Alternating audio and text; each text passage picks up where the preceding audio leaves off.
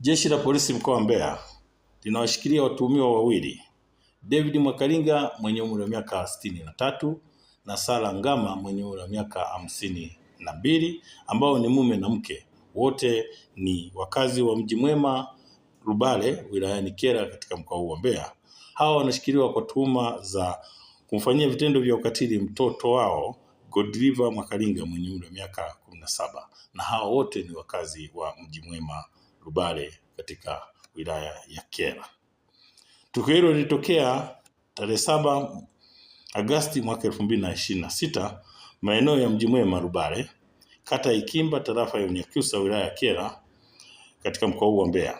Inadaiwa kuwa mtuhumiwa ambaye ni baba mzazi wa mtoto huyo aitwaye David Mwakalinga mwenye umri wa miaka 63 kwa kushirikiana na mama yake wa kambo wa mtoto huyo aitwaye Sara Ngama mwenye umri wa miaka 52 walimfunga muhanga mnyororo miguuni na kisha kubana kwa kufuli na kumweka ndani katika chumba cha peke yake.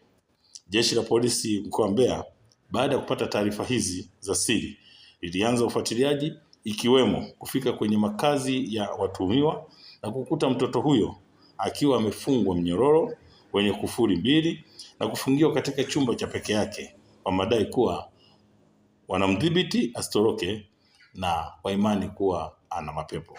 Jeshi la Polisi mkoa wa Mbeya linaendelea kutoa wito kwa baadhi ya wazazi na walezi wenye tabia kama hii kutowafanyia watoto wao vitendo vya ukatili wa kijinsia na unyanyasaji, kuacha mara moja, kwani ni kinyume cha sheria na maadili. Jeshi la Polisi halitavumilia wala kusita kuchukua hatua za kisheria kwa yeyote atakayebainika kutenda vitendo kama hivi ambavyo wamefanya hawa watuhumiwa.